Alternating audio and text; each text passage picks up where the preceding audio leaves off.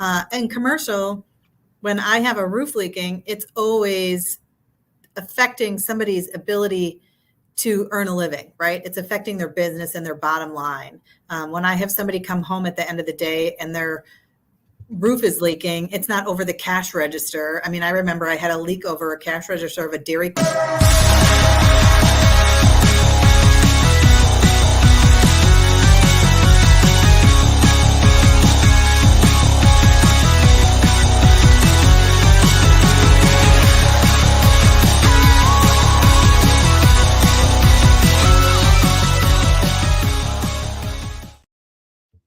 Welcome to the Real Estate Reserve podcast. Today we have a special guest from Lee Chesapeake Property Management named Stacy Hegg that we will introduce to you in a second. If this is your first time tuning into the podcast, welcome. I promise you're going to have a lot of fun with us along the way. Hopefully learn something as well. Actually, I can promise you'll probably learn something as well. If you're tuning in and a regular subscriber, listener, follower, thanks again.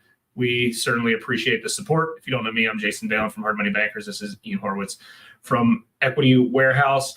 He invited Stacy on to share some of her experiences with property management. And hopefully we dive in a little bit to Gaslight Square, which is a project that Ian took down locally in Baltimore several years ago. So maybe we'll dive into that as well, Ian. Yeah, you just made me feel old saying it's been several years, but we are coming up. I think this is 2 complete years coming up here in December. It's been an interesting, fun project. You know, I think everybody knows we share our wins and our losses and everything in between. So we will get into some of that. But, yeah, we're recording this just to timestamp it, 2023 November. You know, the markets are fun as they have been over the past few months. So interested to see what the end of this quarter brings and go from there. Guys, if you get any value out of this, please like, share. That's the best compliment you can give us. We don't get any money off of this. We don't do it for money. We bring real people in that are doing real deals. So enough of me and Jason yapping, and let's bring Stacy in, who we all want to hear from. Hey, Stacy, how are you? Hi, good afternoon, Jason. Ian, thanks so much for having me.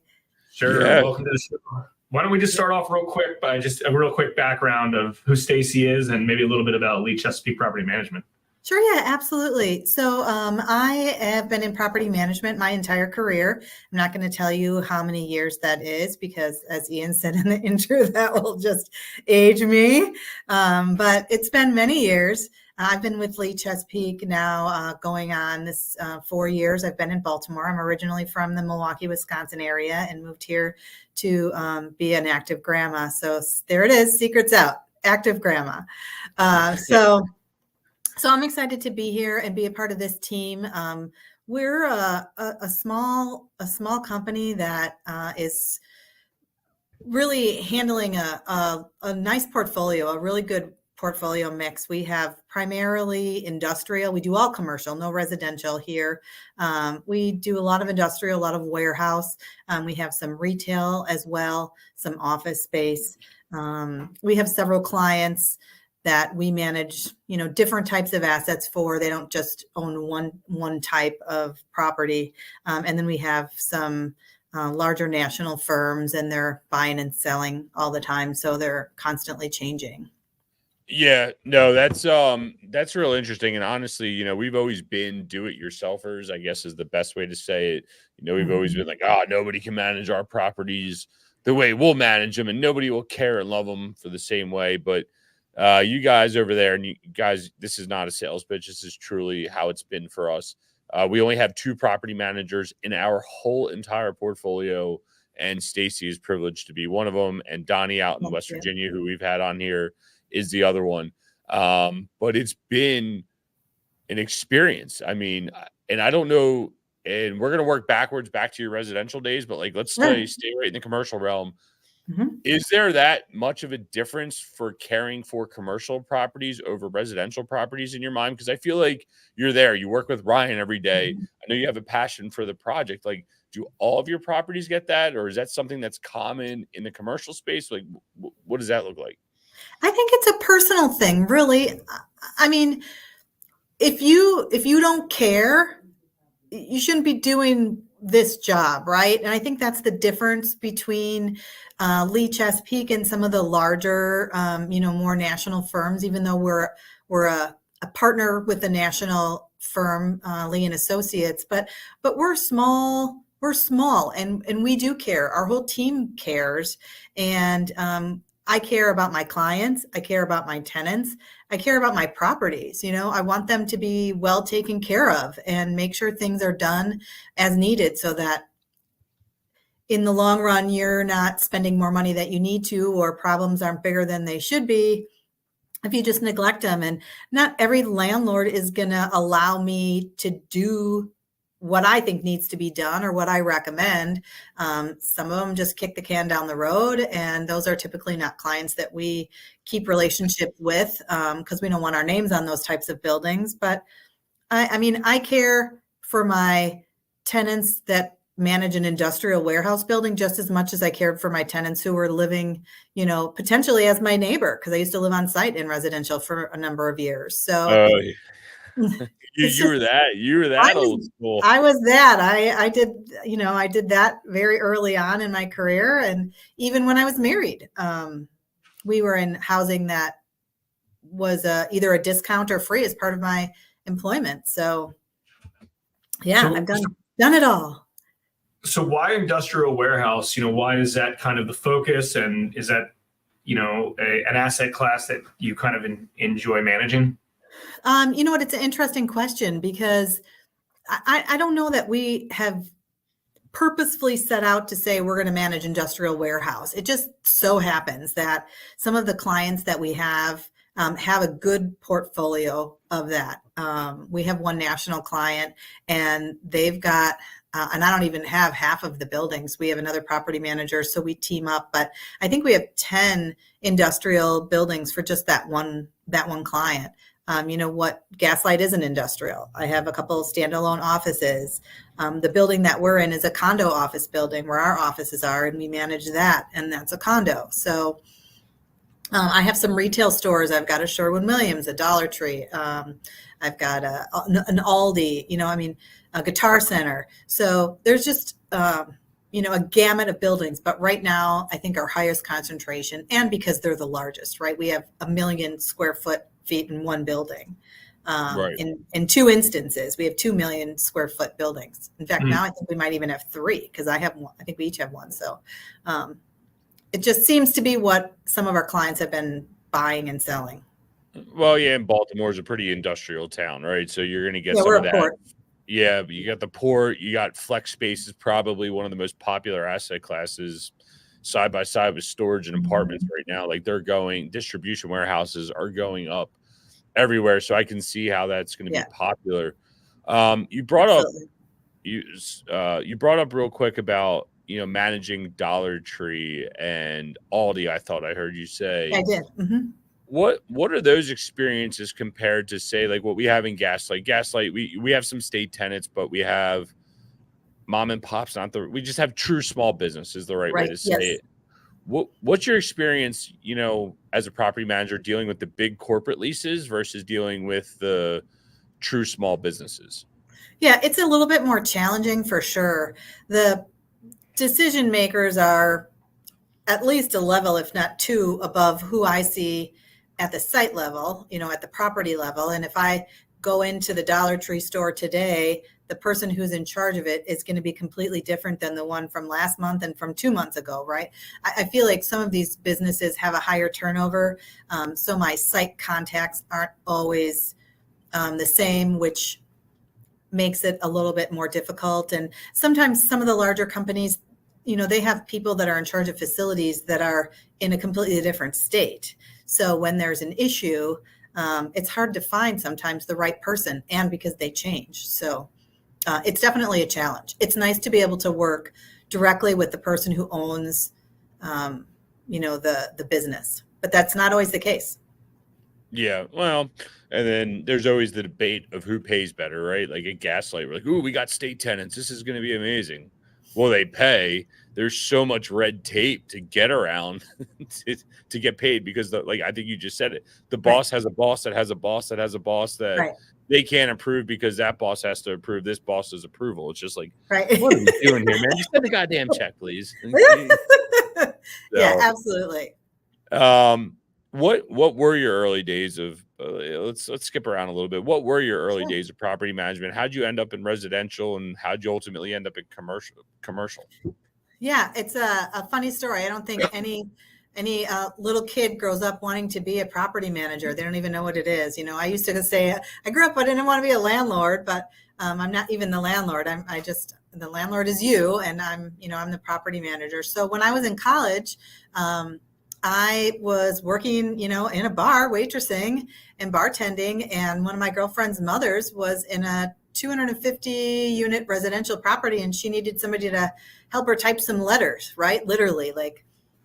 So I got a job working 16 hours a week in an office of some apartments, and they were just really generous and worked around my college schedule. So I was a commuter student, and I went to class, and then I would work, and I'd show apartments and help in the office. And eventually I moved on site. When I was 21, I got my first apartment, a whole 1-bedroom apartment at a great deal.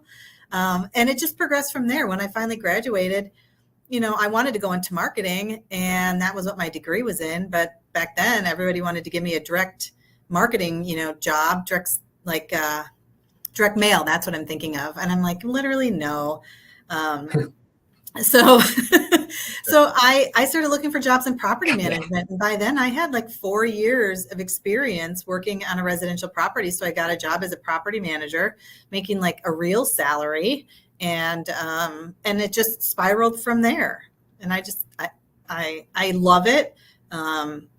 It's a really great mix of, being in the office, being out at the properties, getting to know new people, getting to forge relationships with the people that you do like lease to and move into your property when you're in residential. You get to forge those relationships. I've met so many great people.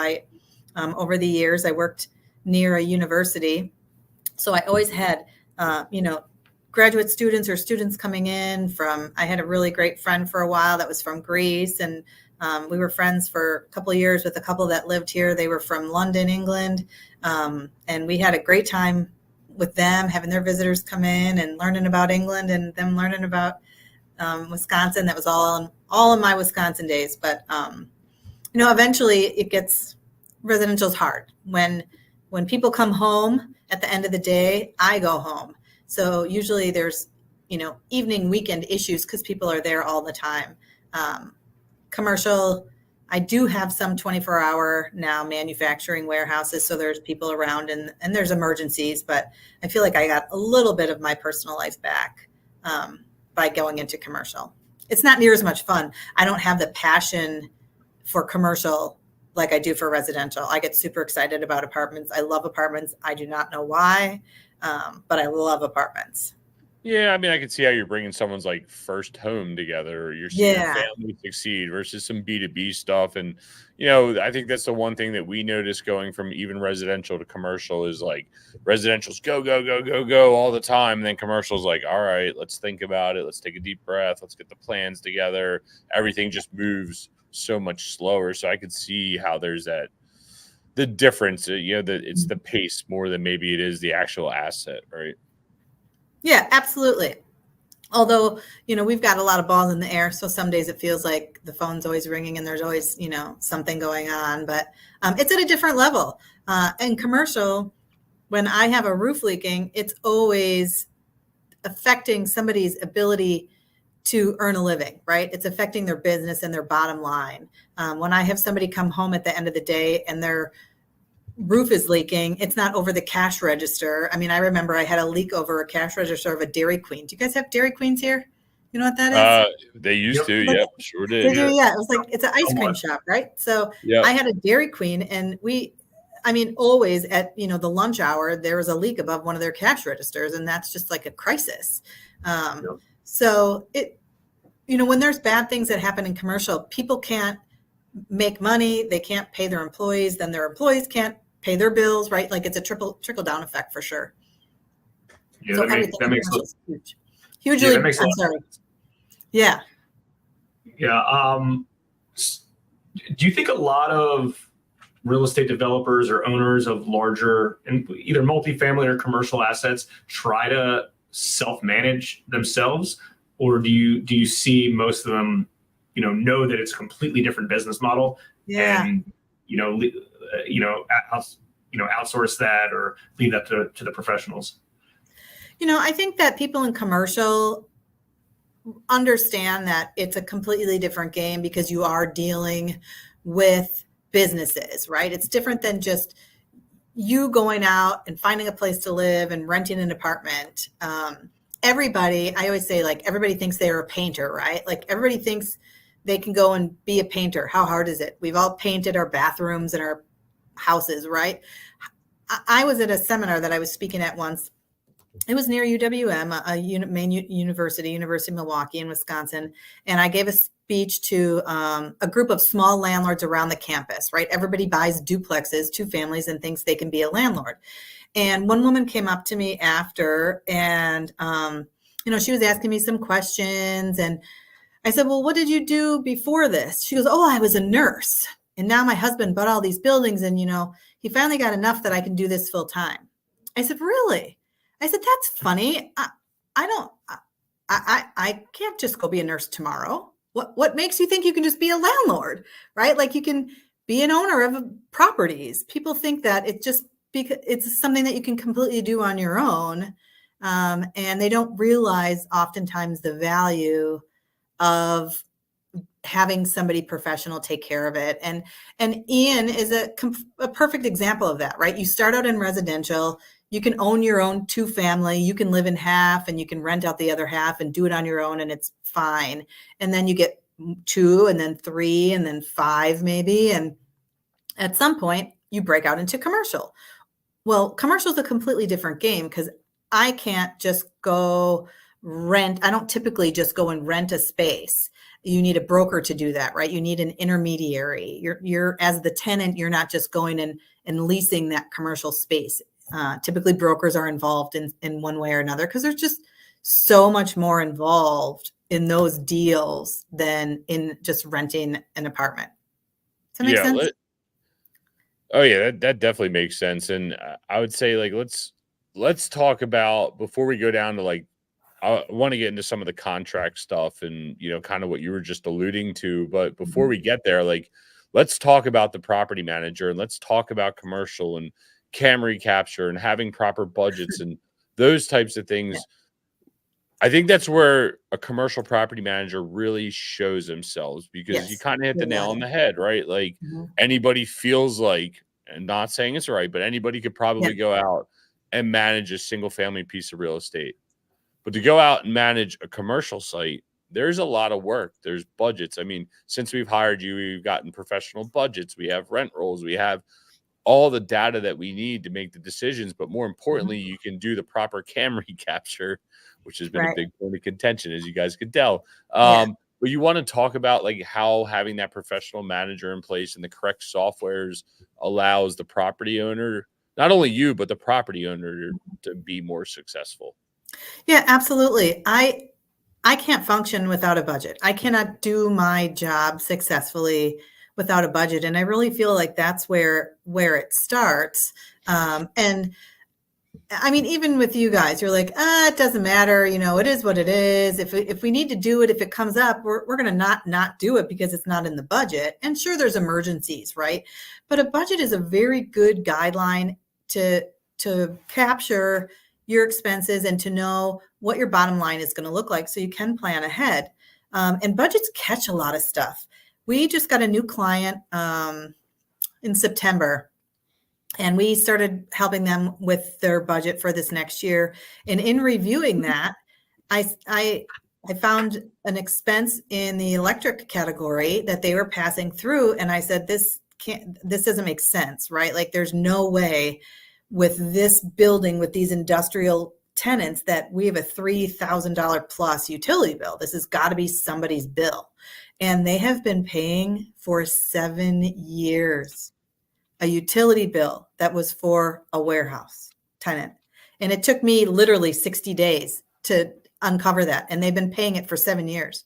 Not only have they been paying it if there's vacancy, but all the tenants are paying it in their CAM pro rata share, right? So huge mistakes can happen when things aren't done properly and you don't follow the steps. And that's just like one of many examples of things that you just, come across, whether it's in a residential setting or in a commercial setting.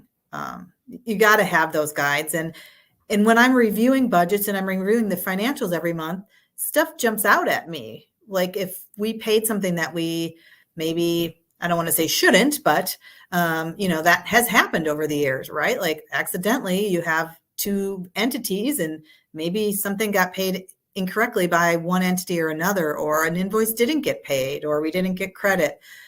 We just had an insurance claim at one of our locations, and there was a discrepancy with the deductible and the payment from the insurance company and the vendor. The vendor and the insurance company made a separate deal for what they were going to pay. Let's say we had a flood. And so you have to have the mold remediation and the blowers and all that, right? So that bill was like 10 grand and some change. And the insurance company negotiated paying them $9,600. Well, there was an adjuster change in the middle of it. So we didn't realize that. And we paid that bill for 10 grand and some change. So it's been literally since August. We just sorted it out this week. That's why it's fresh in my memory. They didn't give us the restoration company didn't give us proper credit. So we had a couple $1,000s hanging out there that we should have got back, and we didn't, and our accountant found it. So it's not just me, it's the whole team of people, right? Accounting finds things that I don't see. And then, you have your lease administrator. Our lease administrator is Katie, and she is spectacular at CAM, and she's really good at pulling and she's really good at, knowing what we can be billing for and how much money we can recapture from tenants. Do you think this is an appropriate time to do a quick 101 on what CAM is? Because nobody seems to know.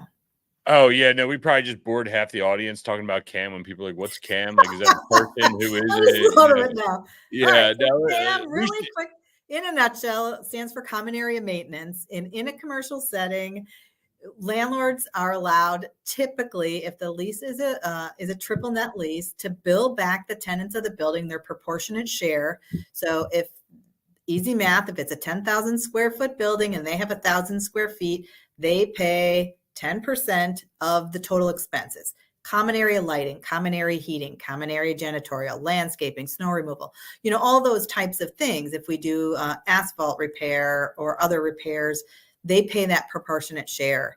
So that's what CAM is, common area maintenance. And if you don't code your bills properly and keep track of that correctly, all the leases have nuances, and some of them have caps for controllable and uncontrollable. Some of them have caps from year to year, just in general. So you have to set everything up correctly from the front end in order to be able to bill that properly to the tenants and recoup that for the landlord. We took over a 6-story office building in Towson a couple of years ago, and the previous property management company, yes, they were professional and they were small, just like us, a local company, but they couldn't get it right. So they weren't billing back the tenants, and the landlords were just fine with it. There was nothing they could do. So once we took over, Katie set up all the leases, and we started billing the tenants the CAM, and they were like, what is this? We're like, well, this is what it is. This is in your lease. And, there was only a few people. Most of the leases were gross leases, so they were full service, and they didn't get billed that back. But for the ones that did, we recouped a good amount of money for the landlords every year. Yeah. So CAM alone is a reason to hire professionals when it comes to commercial. 100%. And I think that's something that, we got frustrated with dealing with the state, governor, whoever, if you're watching, I'll complain personally. But, again, some of that comes down to process. But, having good CAM budgets in place is super important. I am going to bring up real quick, Jay, you got that.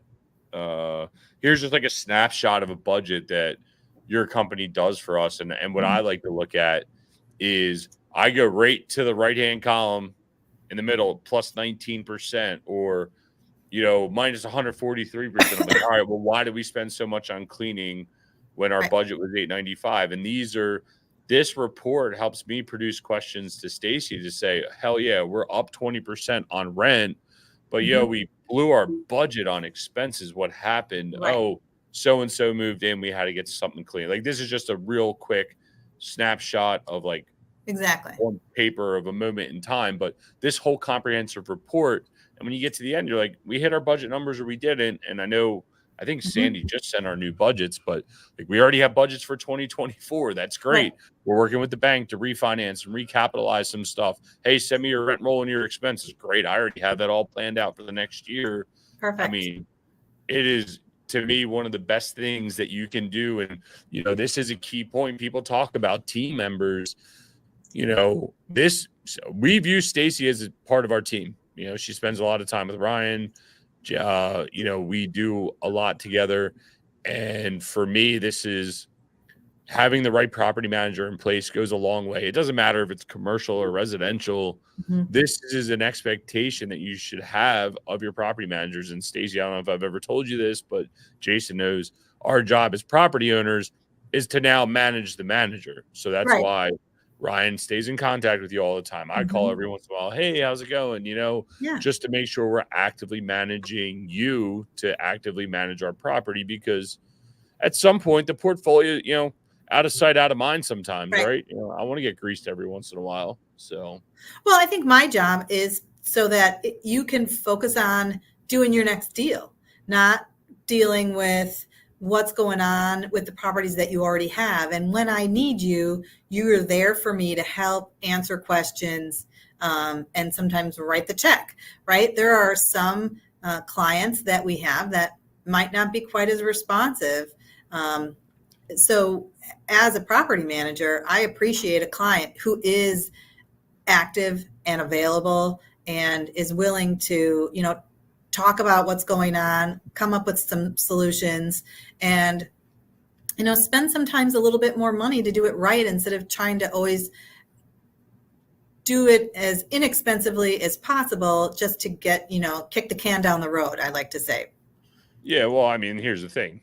If we don't set you up, here's an example, guys. Like, Stacy will come to us like, hey, I think we need to fix this. Ryan's like, great, we'll fix it right now. And she's like, well, no, I was talking about next year. We're like, our whole thing is, as a property owner, you need to set your property manager up for success, whether it's someone on your team or it's a third-party vendor. A lot of times, and Stacy, I'd be interested to hear a story from you if you have any on this, is like you go talk to a new client or you talk to one of your friends, they're like, oh, my property manager's just shit in the bed. And you're like, well, dude, this is like your sixth property manager. Are you shit in the bed, or is the property shit in the bed, or you're not putting money into it?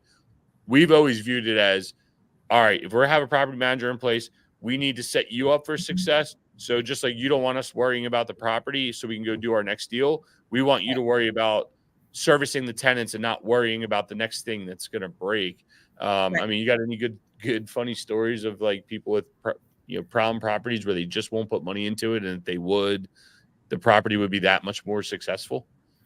So we just, nobody likes to cancel contracts, but we recently canceled a contract for a building because of just because of that. I always say I can only tell you and lead you to water, so often, and if you don't listen or do your own research to make the decision, sometimes you don't want to hear what I have to say. This building, I mean, as you know, properties in Towson, they're old. A lot of them have antiquated systems. Elevators are getting old. HVAC systems are getting old. And you need to replace cooling towers and boilers and different, the building controls. You guys are awesome with using, high-end mechanical controls. And that makes a huge difference for tenants' comfort and to make my job easy. I had a company that we started with, and the first thing that we typically would do, we used to have an in-house engineer. Basically, it was one of the the company's husbands was a mechanical engineer. So he was always really willing to help us take a look at a building and, see what are the problems and what can we recommend. It was great having him in-house, and we don't have that anymore. But when we did, this happened. He did a full look of this building because things were old. And they even said, right, like, we need some new mechanicals, and it's expensive. We're talking about sometimes $750 to $1 million on some of these big things. You have, you got to plan for it. But when you don't plan for it and your air conditioning goes down and it's July, and I told you so never tasted so bad, right? It's like, we tried to let you know that something like this is on the horizon, and you continue to ignore and continue to ignore and continue to ignore. And so my summer was absolutely horrible because this building didn't have air conditioning, and we had to scramble to get it. And we ended up canceling that contract with that client because the way they handled that was a disaster. And we knew that the way they were going to handle the replacement of all the equipment was going to probably be the same disaster. And, we don't want our name on that. We don't want to be a part of that. So yeah, there's only so much you can do. And I understand sometimes you don't have the money, right? You got to do stuff how you have to do it. But that's a little wild, crazy situation. Yeah, it's tough. What are typical ranges for residential and commercial property management, like range costs? Out of curiosity, because I'm not all that familiar with it, and I think a lot of viewers and listeners would be curious to know as well. Just a range. Obviously it depends on a lot of different factors. Yeah, and it totally depends on a ton of different factors. But on a typical, let's just use an industrial, building, it's 2.5–3% of gross receipts is usually how we do it. Now, some buildings are, lower rents, and oftentimes those are the ones that take more work. So then there's a minimum, right? In some buildings, maybe like gas, like right now, it's at a minimum because we're still in developing some of these areas, and you can't do it by percentage because of the vacancy in the areas that are undeveloped. Residential, I can't speak to. I don't have any idea how that would be billed here, and I haven't been a part of that in a long time, so I don't even want to speculate that for you. I have no idea. Yeah. I would assume it's similar though, right? A percentage of the gross receipts. Yeah, it usually averages out to 10%. Sometimes it's, on larger apartment complexes, you're paying, 3–4%, similar to you, but then you're paying for all employees and all the other fun stuff that basically works out to 10. And then on the other side of that, generally speaking, one-off houses, you're seeing 8 to 10%. Sometimes it gets higher with all the, renewal fees and everything else in between. So it's a pretty wide range. We've covered a lot of ground here on, commercial management, which, guys, again, like, it doesn't seem like a popular topic, but these are the things that you need to be successful in real estate. I think one thing that we haven't covered before we wrap up here is, you guys are associated with a firm that's called Lee and Associates, who's a brokerage national, and they actually do our leasing for us. You guys do the management, your kind of sister companies. Correct. It's been beneficial. How much in the contract negotiation side of things do you guys get involved in, and what do you see that as an importance level? When should someone engage their property manager to work with the broker as they're negotiating a lease? Yeah, that's a really great question and a good topic. So I work with multiple brokers. We don't require our clients to use Lee and Associates for their brokerage team, but it is by and far so much better when I can team up with our sister company. I was just at their weekly meeting yesterday. I go every couple of weeks just so that we stay in touch, but you just have a different relationship when they're in your house, when when you have a personal relationship with them, when you're included in holiday parties and weekly meetings with everybody. And we have a good handful of our clients that use Lee and Associates for their brokerage, and it makes a big difference, right? I can call them and ask questions, or a tenant will want to get involved in, they're like, my lease is up and I haven't heard from somebody. And so I can just make a call and know that that's going to be handled. And when doing a deal, it's really great. As you know, Kate and I talk a lot. She always has prospects. They always have different needs and they want different things built out, and how much to do this and could we do that? And if you don't have the brokers involved with the property manager, really at the very basic level of doing a deal, something's going to get missed, or a mistake is going to be made, or there's going to be a misunderstanding. The best example is in your CAM recap. I never know where these brokers pull their OPEX numbers for. They want a per square foot for the OPEX.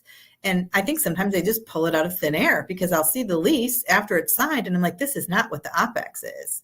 And so either the tenant gets a CAM recap that's way out of whack, or we just basically have to tell them that this is not what it is and we're going to have to amend this lease. So the communication is really, it's really key. Just making sure that the build out's what they want. If they're adding space, taking space away, just doing simple things like adding sinks or putting in a bathroom, or taking an office out, putting one in, building a wall. I mean, changing paint colors, like, so important that everybody communicates, because the broker talks to the client, to the tenant, and then the tenant talks to sometimes their broker if you have two brokers involved, and then maybe they talk to the landlord, maybe they get to me, who knows, but lots of problems can happen. And then people move in and they're not happy. And that's the last thing anybody wants, is for, a new tenant to move into their space and it's not what they expected. It wasn't delivered on time. And down the line of all the other kinds of problems that they can experience. Yeah, that was one of the first things you guys stepped in. You said, where's your CAM budget? And then, simultaneously the broker, Kate, who we're going to have here on a few weeks, she said, well, what's your OPEX, which is operating expense, or what's your expectation to be able to tell a tenant? So I said, oh yeah, something like that. And she's like, what? I'm like, yeah, I don't know. Like, because there were so many varying numbers depending how you looked at it, this, that, and the other thing, and whatever. So, it was a good learning curve, and I'm glad that we got you guys involved early on. And actually, our broker recommended you guys from a sister company standpoint, but more importantly, the professional management piece and closing deals with tenants, I think, has been important, because lucky for us, you've been willing to be involved in this project all the way through. I think you have a passion, like many other people do, for the buildings, because it is such a unique project. Is that, like, early on being able to say, hey, this is Stacy, this property is professionally managed. We just do the development here, but they step in. I want you to meet her early on. I think that goes a long way to closing tenants, because a lot of tenants, you got to remember, have horrible experiences. Yeah. Same thing we've had in residential. We're better. I say we're better, but we're more active owners that we're willing to get stuff done, and tenants know if they reach out, we'll get it done. And they have a better living experience, and we have longer tenure tenants. I think that goes a long way. And it's the same in commercial. Tenants leave in commercial because their property management or their landlord isn't getting things done. They've had potholes in their parking lots for years and nobody's fixing it. Or, their dock door is broken, and in their lease, it's the landlord's responsibility, but they won't do it. Or again, you can come up with a million different examples of that. And so it's the same thing. And it's very, very, very easy to be a lazy property manager.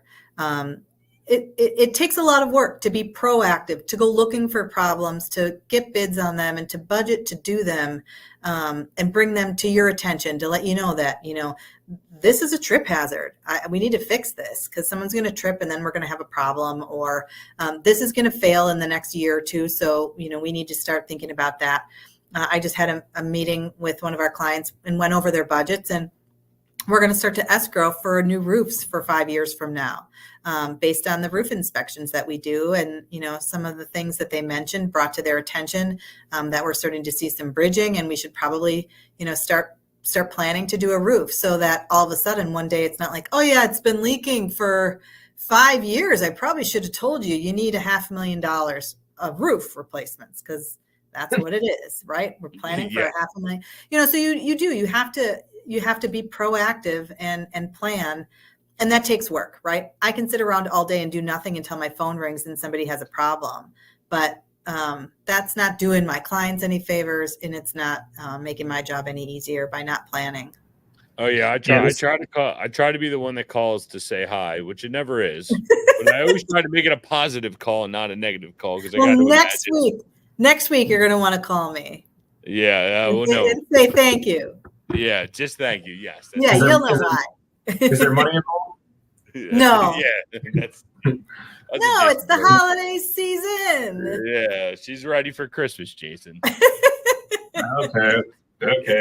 Yeah, this has been great and very beneficial. And I think for everybody that was listening or watching, they realize that there's a heck of a lot more that goes in behind the scenes than one might definitely think. So this has been awesome. I really appreciate it.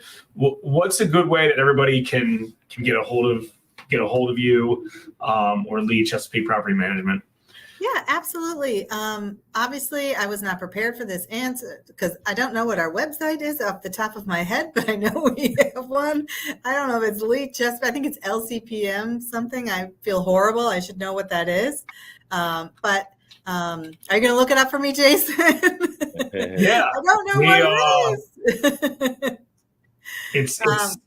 You Google Lead Chesapeake Property Management, you'll find it. Come right up. Perfect. We'll get it in the show notes. We're right in Towson. And so we're very local. If you're watching this and you have a need to have a conversation about property management, please don't hesitate to Google us and then give us a call, myself or Katie Harrison. She's our director of operations, and either one of us would be more than happy to help you answer your questions and let you know how we can help. Absolutely. Again, this has been great. Thanks again for coming on. Yeah, absolutely. My pleasure. Thank you guys. And I hope everybody has a wonderful holiday season. Peace out. Oh, where are my fingers? There they are. Thanks for tuning in to the Real Estate Reserve podcast. Do us a favor and like, comment, and share our broadcast. It helps the algorithm and helps us spread the word too. Till next time, thank you for tuning in.